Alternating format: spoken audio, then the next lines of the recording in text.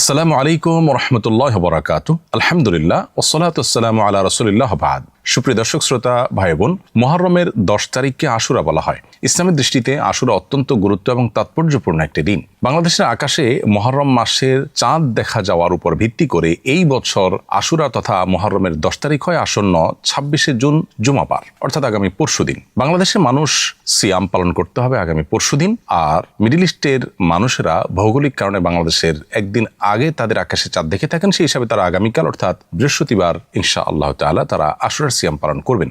আশুরার সিয়াম সম্পর্কে নবী করিম সাল্লাল্লাহু আলাইহি ওয়াসাল্লাম বলেছেন, সিয়াম ইয়ামি আশুরা আহতাসিবু আল্লাহ আন ইউকাফিরা সানাতাল্লাতী ক্বাবলা, অর্থাৎ আশুরার দিনের রোজার ফজিলত সম্পর্কে আল্লাহর প্রতি আমার ধারণা, এর মাধ্যমে আল্লাহ তাআলা 1 বছর পূর্বের গুনাহ মাফ করে দিবেন। অতএব আমাদের 1 বছর পূর্বের সগীরা গুনাহগুলো যেন মাফ হয়ে যায়, সেজন্য আমাদের আশুরার দিনে রোজা রাখার চেষ্টা করা উচিত। তবে আশুরার সিয়াম একটি নয়, বরং মুসলমান হিসেবে আমরা 2টি সিয়াম পালন করার চেষ্টা করব। কারণ নবী করিম সাল্লাল্লাহু আলাইহি ওয়াসাল্লাম বলেছেন, খালিফুল ইয়াহুদ, ইহুদিরা শুধুমাত্র আশুরার দিনটি রোজা রাখে, তোমরা তাদের ব্যতিক্রম করো, তাদের চাইতে ভিন্নতর করো, তোমাদের রোজাতে যেন স্বাতন্ত্র্য থাকে তাদের চাইতে। সেজন্য আমরা একটি নয় বরং 2টি রোজা রাখবো। এখানে গুরুত্বপূর্ণ একটি বিষয় লক্ষণীয়, তা হলো ইবাদতের মতো একটি বিষয়ে পর্যন্ত ইহুদিদের সাথে যেন সামঞ্জস্যপূর্ণ না হয়ে যায়, সেজন্য নবী সাল্লাল্লাহু আলাইহি ওয়াসাল্লাম আমাদেরকে ব্যতিক্রম করতে বলেছেন।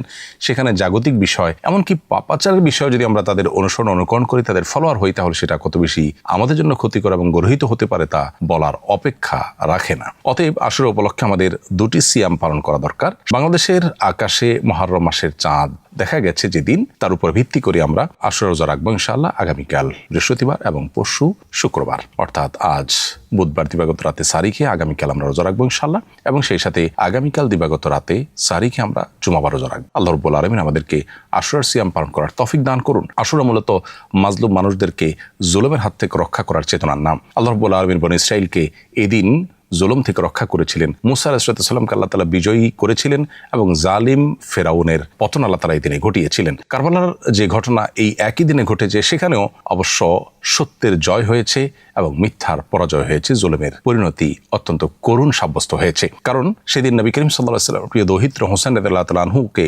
সপরিবারে যারা শাহাদাত বরণ করিয়েছে, সে সমস্ত জালিম অত্যাচারী খুনিরা তারা পৃথিবীর ইতিহাসে ধিকৃত হয়ে আছে আজও।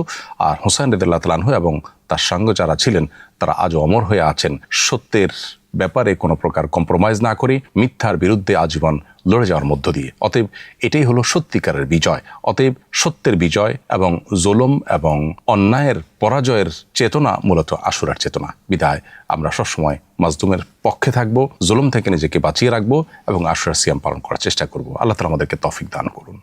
আস-সুন্নাহ ফাউন্ডেশন, উম্মার স্বার্থে সুন্নাহর সাথে।